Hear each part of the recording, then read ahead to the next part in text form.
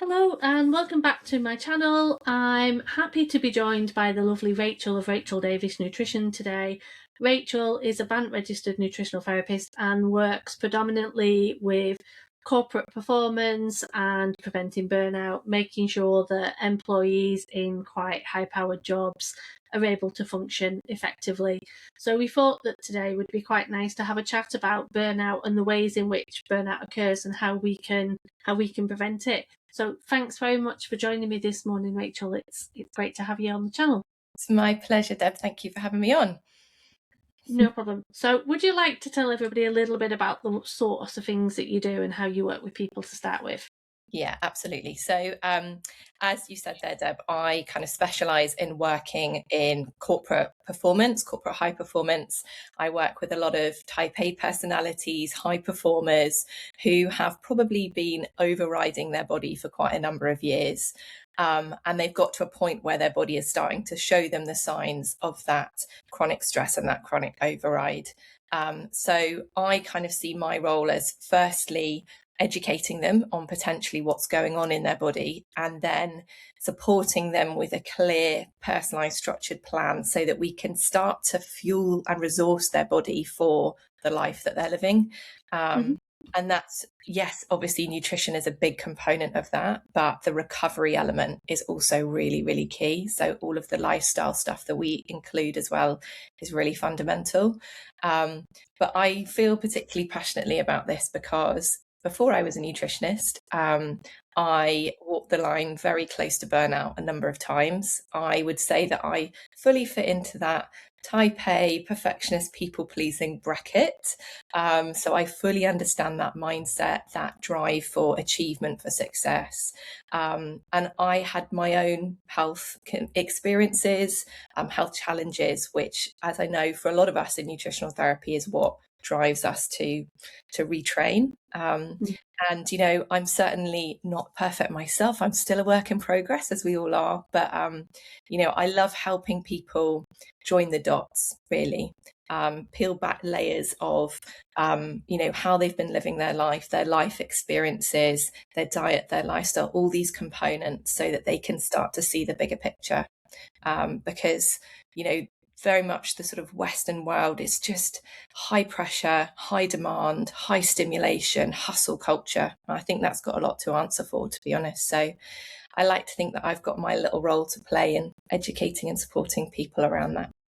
Yeah, and I think that's really important, isn't it? Because there's noise from everywhere, isn't there? There's financial stress, lifestyle stress, family stress, and it comes to the point where we're just pushing through, and we start to accept things as normal. So, you know, it's normal to have a sore neck. It's normal to feel fatigued because I've worked really hard. And we often don't put the pieces together and go, actually, we're just doing too much. And sometimes you can't necessarily stop the work environment that you're in because, you know, that's what pays the bills. But it's those little things, isn't it, that people can do that just gives that body that fighting chance. If you're the sort of person that's always ill when you go on holiday, for me, that's a key sign that your body's going, haha, you've given me a chance, and I'm going to take it. Yeah, exactly that. Yeah, exactly. I think I always describe to my clients the concept with burnout. It's the idea that if you imagine your body like a bank account, it's like you've been paying out of that bank account for a long time, years, maybe even decades. You know, you're well into your overdraft now, well into that emergency resources. And actually it gets to a point where, you know, things start to really go wrong. You know, we start to see much more significant symptoms and signs. And I think the challenge is that often there will have been signs and symptoms earlier, but we're so used to, as you say, normalizing it, overriding it. Oh, I'm just busy. It's just because of this. It's just because of that. But our body is very good at telling us when it needs attention, when it needs support.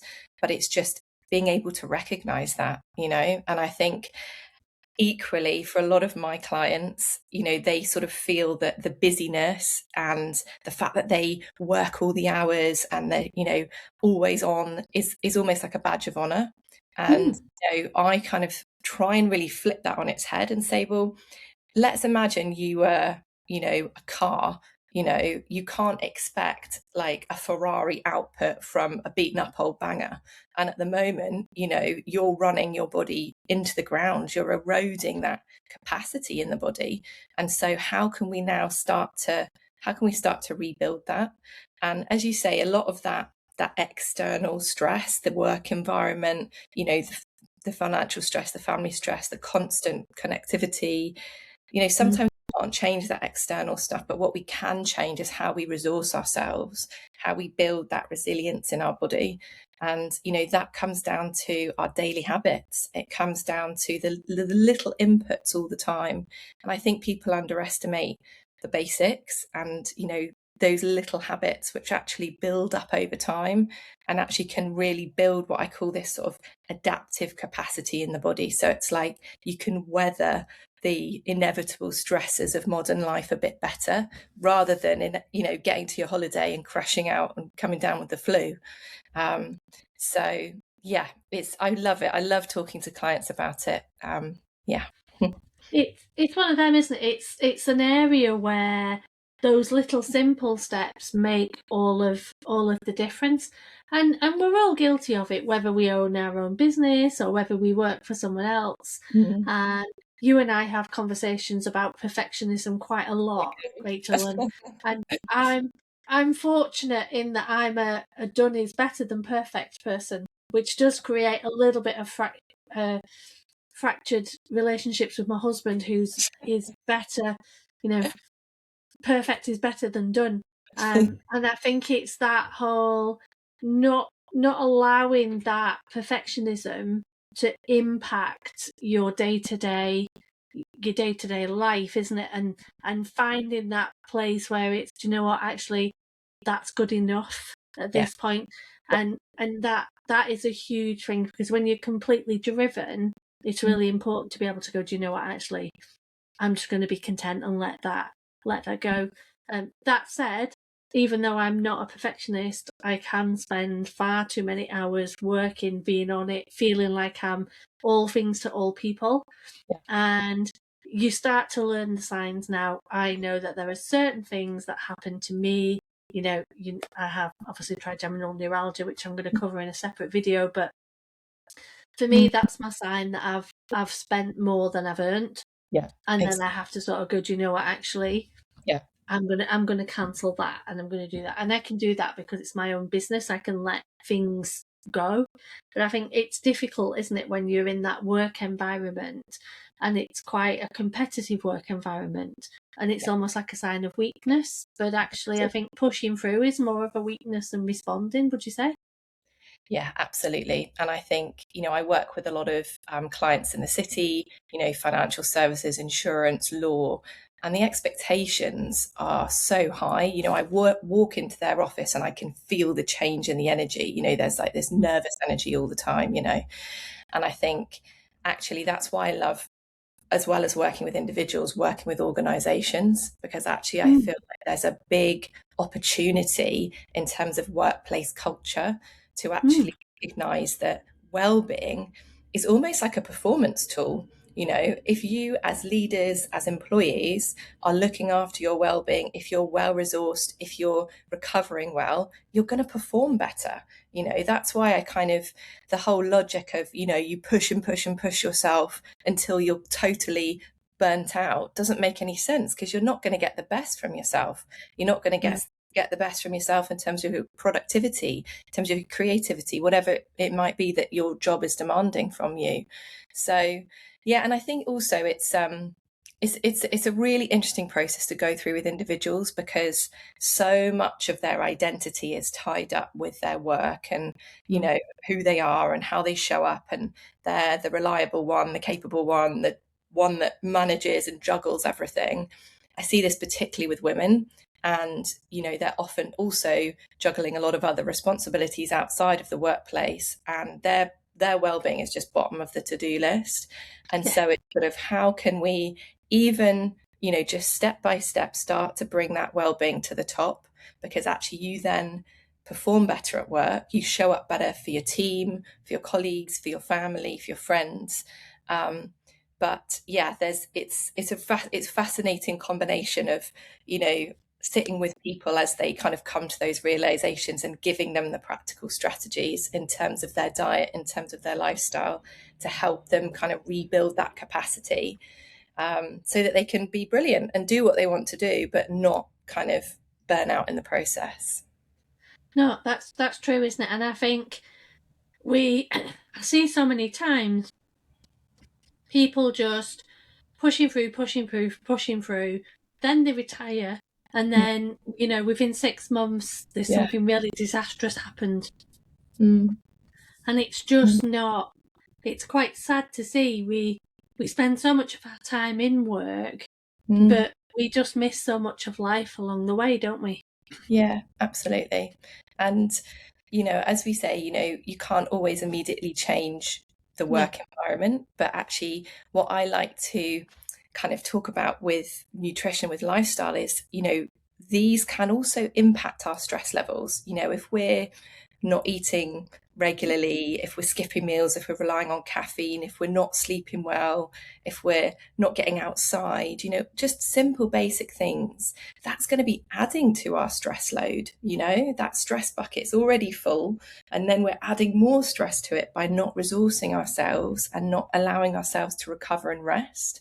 But actually, those are things that we've got power over and we can change. We've got agency over. So I think that's quite an empowering message for people, is, because I think sometimes people feel they're stuck in this cycle, and this stress is happening to them. But actually, there's lots of things that we can do that actually really, as I say, build that resilience and that capacity in the body. Yeah, and I think that's really important, isn't it? So if I asked you to sort of share some symptoms that people would maybe recognise in themselves that they're in this burnout stage, what would you say were the things that you see most commonly? Yeah. I mean, I think obviously the energy and fatigue is a key one, and I think this is not the type of low energy that a good night's sleep or a quiet weekend can fix. It's, persistently waking up, despite a good night's sleep, still feeling really tired, having to rely on your crutches, be that caffeine, sugar, other things to get you through the day. So I think that energy pattern is a really key one. I think I also start to see a change in the sort of mental and emotional resilience as well, that overwhelm. So actually people recognizing that whereas they might have been able to manage these things before, they're now not managing those things quite as well. Potentially outwardly they are, so that outwardly they might still be functioning, still showing up how they need to, but what's the cost internally?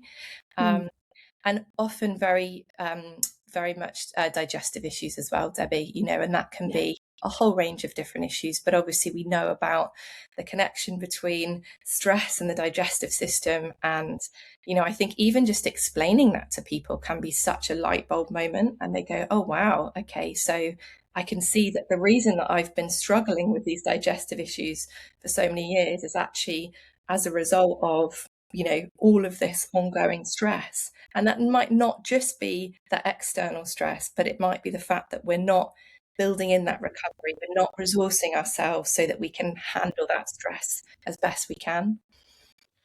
No, this is it, and here's my stress. The cat's just come in. But it's true, isn't it? Because I see lots of conversations, and you have obviously been part of my reflux program, and I see how lots of people sort of talk about how reflux is caused by high stomach acid, and they need to do this test and that test, and it's so much about that disconnect from the eating process. We can't be in fight and flight and digest our food at the same time. But of course, the stress that then generates, the damage, the sleepless nights from reflux waking you up at 3 o'clock in the morning, it's just another symptom of the problem, isn't it? So having that awareness is huge, isn't it? Yeah, absolutely. But I think the reality is, obviously burnout it's not a medical diagnosis. No. There's sort of various criteria that are often used. It's often tied to the workplace, so the energy element, but also sort of a disconnect from your work, starting to feel a bit more negative, reduced efficiency at work as well. That's the sort of the professional definition, but in reality, I see that showing up as multiple symptoms, because the fact that your nervous system is in that kind of chronic override, basically, hypervigilant all the time, not building in that rest and recovery, that's going to impact every single element of your body. So in reality, we can see that presenting in lots of different ways. Obviously, I've said, the key ones are that energy, digestion, but equally, things like hormone, weight changes. It's multifactorial, but it's sort of ultimately getting back to how can we support the nervous system so that we're kind of not in this kind of chronic fight or flight state. Absolutely, and that's the key, isn't it? Like you say, there is so much that you can do that doesn't involve changing your workplace sort of situation, but that just gives the body a fighting chance. So if I asked you to sort of give 3 key things that you would recommend people to do, what would be your top 3? So I think number 1 has to be around blood sugar. So I always say 3 balanced meals per day, and I explain to them what I mean by a balanced meal: sufficient protein, fiber, healthy fats, complex carbohydrates. I've got a lovely little model that I give them, and I almost give them, I say, right, you've got a little mental checklist in your head. So every single meal you're asking yourself, have I got these things on my plate? It doesn't have to be complicated. You can assemble the meal. You don't have to cook if you're not a chef. It doesn't matter. But we're just making sure we've got the raw materials, that important resource going into the body. And I think, particularly breakfast, for these clients, I think is important. Obviously, it doesn't have to be first thing when you wake up, but, usually by sort of like 9:30, I find that that's a really good anchor to the day. A really balanced breakfast is a really important signal to the body that there's fuel coming in, that you're resourced. Because obviously a lot of these individuals haven't been resourced effectively for quite a long time. So absolutely, that would be really important. I think getting daylight exposure, getting some time outside, tricky for a lot of my clients that work on the 45th floor of a huge office building, but actually, where you can, getting some micro moments where you're outside, you're in daylight. I think that light exposure is really important, particularly in the morning, really important for that circadian rhythm. And then I would say as well, following on from our conversation there about the digestive system and reflux, is that whole mindful eating. So many of my clients are eating at their desks, rushing, kind of grabbing a sandwich in between meetings, trying to send emails at the same time as eating their lunch. They're not allowing their body to get into that proper rest and digest phase. So actually, we're getting the best out of our food. So yeah, I think that would probably be 3 points. And I think that's really important, isn't it? Because you can have the best diet in the world, but if your body isn't able to break it down and absorb it, then you're not getting the most from it.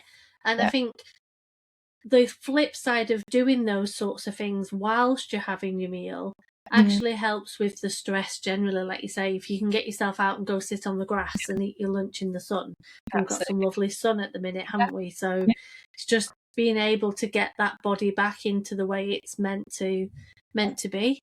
And any little thing we can do, going to bed a little bit earlier, having some relaxation, doing something every day that brings you a little bit of joy. There's lots of things that don't cost money, that don't take a lot of time, but really, really put money in the bank, don't they? 100%. And I think it is these key foundations that actually move the dial the most. I often have clients turning up saying, I've read about this supplement. Should I be on this protocol? Should I be doing this juice cleanse? And it's like, hold your horses a minute. We just need to get back to getting these really important inputs into the body, these important signals to the body that it's resourced, that it's, in a place where it can handle what life has to throw at it.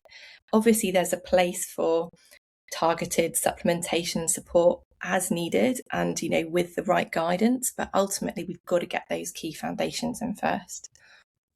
And I think that brings in a really important point, I think, about there's a huge sort of influencer industry now around different supplements and biohacking, and everybody, there's a certain biohacker in America that talks about lots and lots of supplements. And I remember talking to somebody who was quite high up in industry, and his list of supplements totaled more than 50, and he'd been following this influencer from America, and literally every supplement that this influencer mentioned he took. And I was just looking at this whole list of supplements thinking, half of them are battling one another.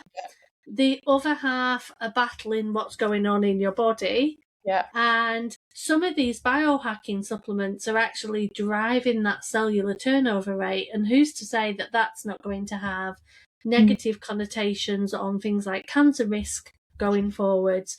And you can't out-supplement diet, lifestyle, and stress. Yes, having some magnesium to help you relax, taking a supplement that helps you to sleep, taking some chromium to support your blood sugar. All of that is useful alongside those basic lifestyle steps. Yeah. But they're not in exchange of, they're not a quick fix or a shortcut to that, so that you don't have to do the work, are they? And I think that's important. There is no quick fix in nutrition. No, exactly. And I think, ultimately what we're looking to achieve here is, it's not a diet, it's not a 6-week protocol. This is it's a change to the way that you eat and to your lifestyle for good, because we want to be able to support the body so that it can be successful, so you can do what you want to do in the workplace, in your life, etc.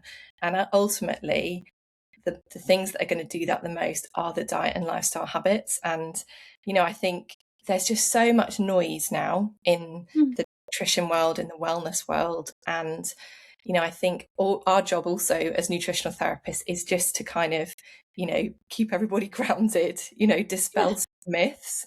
And I guess as well, a lot of my clients as well, this sort of the high performance mindset means that, yes, the whole kind of optimization, hacking, tracking thing can get quite attractive too. And I love a bit of data. I think there's part of my brain that loves that, joining the dots. And absolutely, we use that in our clinics. We use the testing, we use the data, absolutely. But you've also got to be connected with your body, with what your body's telling you. A no fitness watch is going to be able to give you all of that information. So I think it's about being sensible about how we use all these tools.